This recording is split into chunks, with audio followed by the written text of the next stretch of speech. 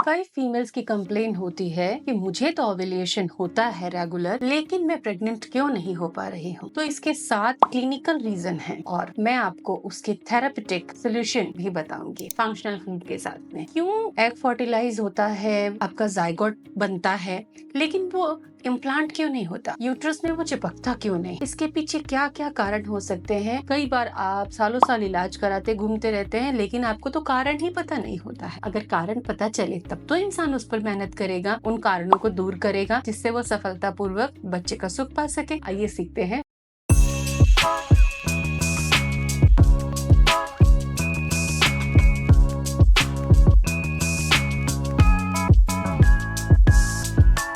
Welcome to Prerna's fertility care. Researchers कहते हैं कि 60% इनफर्टिलिटी केसेस में इम्प्लांटेशन इश्यूज होते हैं। आप समझ सकते हैं, 10 में से अगर 6 लोग ट्राई कर रहे हैं और वो फेल हो रहे हैं, तो समझ लीजिए कि इम्प्लांटेशन फेलियर रीजन इसका रहता है।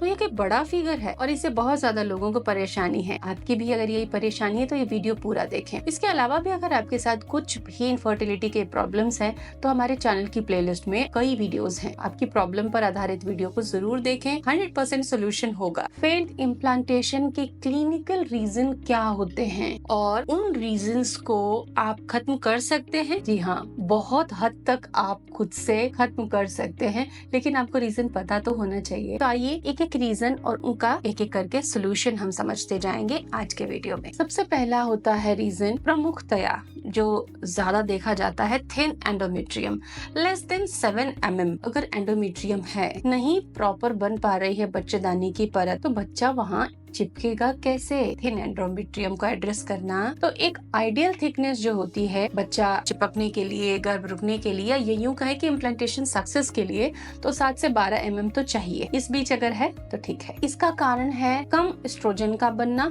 आपके शरीर में, PCOS होना, या कई फीमेल्स अगर स्मोकिंग करती हैं या अल्कोहल यूज करती हैं, उनके साथ ऐसा होता है। कई फीमेल स्मोक नहीं भी करती, लेकिन हस्बैंड करते हैं या घर में कोई करता है और उनको इनडायरेक्टली वो स्मोक को इनहेल कर रही हैं, देन उनके साथ ही प्रॉब्लम होती है। तो आपको समझना होगा आपके साथ क्या हो रहा है। आयुर्वेदिक, क्लिनिकल और डाइट के सोल्यूशन हम आपको बता रहे हैं। आयुर्वेदिक सोल्यूशन में, डाइट के सोल्यूशन में आपको अनार, चुकंदर खाना है और अश्वगंधा भी आपको लेनी है। क्लिनिकल ट्रीटमेंट में एस्ट्रोजन थेरेपी आपको दी जाती है और साथ ही GCSF इन्फ्यूजन थेरेपी दी जाती है। इसके अलावा फ्लैक्सीड, सौंफ का शरबत, तिल और थोड़ी मात्रा में सोए का आप इस्तेमाल कर सकते हैं। कई बार आपका जो जाइगोट बना है, एग और स्पर्म जो फर्टिलाइज हुआ है, वो पुअर क्वालिटी का है। चाहे एक अकेला एग पुअर क्वालिटी का हो, चाहे स्पर्म पुअर क्वालिटी का हो, या दोनों पुअर क्वालिटी के हो, तो इनकी गुणवत्ता अगर अच्छी नहीं होगी ना, तो ये इम्प्लांटेशन तक नहीं पहुंच पाते हैं। रीजन आपकी life style, poor life style, Khan पान, सोने की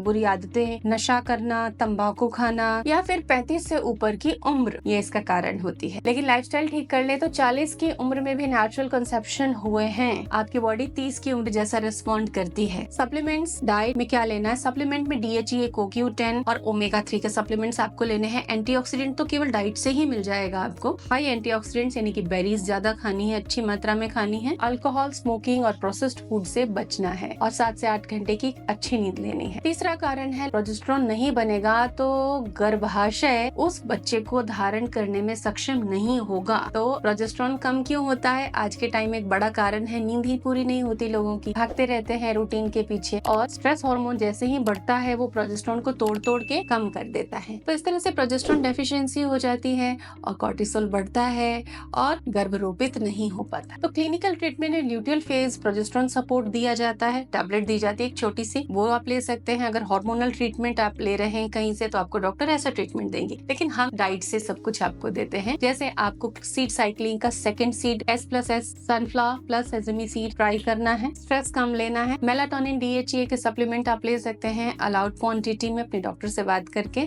जिससे स्लीप क्वालिटी बेटर होती है और स्ट्रेस भी कम होता है, आपका रिलैक्सेशन बढ़ जाता है। थायराइड चेक करना आपको बहुत ज्यादा जरूरी है इस कंडीशन में कि आपका थायराइड लेवल ठीक जा रहा है या नहीं। और अगर थायराइड इश्यूज हैं तो आयोडीन रिच डाइट आपको लेनी है। चौथा प्रमुख रीजन है यूटेराइन डिफेक्ट्स, पॉलिप होना, फाइब्रॉइड्स होना, और इसकी वजह से एक प्रॉब्लम दिमाग में चलती है कि मेरे तो यूट्रस में ये है, दूसरी प्रॉब्लम तो यूट्रस में होती ही है, लेकिन कई बार वो एग्जिस्ट करते हुए भी प्रेगनेंसी रुक सकती है, लेकिन उससे बड़ी प्रॉब्लम हमारी सोच की हो जाती है। तो पॉलीफाइब्रॉइड्स एडेशंस जो होते हैं कई बार ये ब्लॉक कर देते हैं यूट्रस को, जहाँ बच्चा रुकने की संभावना होती है वो उस जगह को ब्लॉक कर देते हैं, कैविटी में होते हैं। कई बार इनकी पोजीशन कैविटी में नहीं होती है और ऐसी जगह होती है जहाँ से प्रेगनेंसी को कोई नुकसान नहीं होता है। तो ये person to person proper diagnosis पर डिपेंड करेगा कि आपका यूट्राइन जो इश्यूज है वो किस तरीके के हैं। पॉलिप एंड एडिशंस को क्लिनिकली सर्जिकली रिमूव करना एक ऑप्शन होता है। इसके अलावा डाइट में आप लो एस्ट्रोजन डाइट ले सकते हैं, जिसमें कि हम व्हाइट चीजों को बंद करते हैं, व्हाइट राइस, व्हाइट शुगर को बंद करते हैं, मिलेट्स पे जाते हैं, विटामिन सी इंटेक इंप्रूव करते हैं, कॉन्स्टिपेशन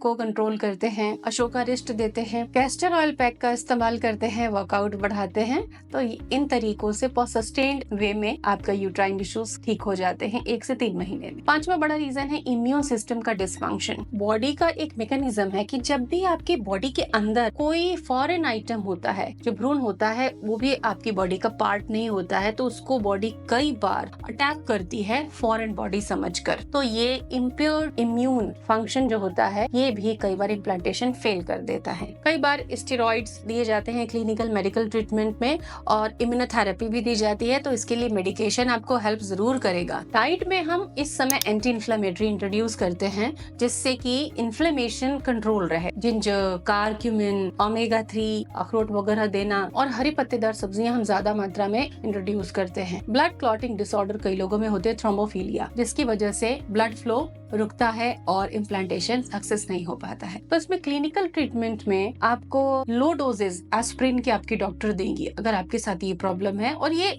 ठीक किया जा सकता है। डाइट का भी सोल्यूशन इसमें है, हेपेरिन थेरेपी भी क्लिनिकल ट्रीटमेंट में दी जाती है। डाइट में इसके अंदर हम आपको तुलसी की चाय देते हैं, लहसुन का इस्तेमाल बढ़ाने को बोलते हैं, ओमेगा 3 आपकी डाइट में बढ़ाते हैं। 7वां है स्ट्रेस एंड लाइफ स्टाइल के reason. Late night work, coffee पे कॉफी पीते जाना दिन में हो या रात में, और स्ट्रेस हाई रहना जैसे कि कॉर्टिसोल हाई रहता है तो हार्मोन तो इम्बैलेंस रहता है। रिलैक्सेशन होता नहीं, ऑक्सीडेटिव स्ट्रेस बॉडी के अंदर ज्यादा रहता है। आप इसमें relaxation therapies, fertility massage, Epsom salt में फूड सोकिंग करना शामिल कर सकते हैं। और सबसे इफेक्टिव रहेगा कि रात 10 तक तो सोना है, रात को जगना नहीं है, कैफीन इंटेक को कम करना है, हेल्दी खाना खाना है और प्राणायाम और योग को 30 मिनट जगह देनी है आपके रूटीन में। कोशिश करें सुबह सुबह। कुछ प्रैक्टिकल टिप्स मैंने केस के अकॉर्डिंग आपको समझाए, आप उन्हें फॉलो कीजिए। एक हेल्दी वजन को मेंटेन कीजिए, हेल्दी खाना खाइए, थोड़ा फिजिकल एक्टिविटी रखिए।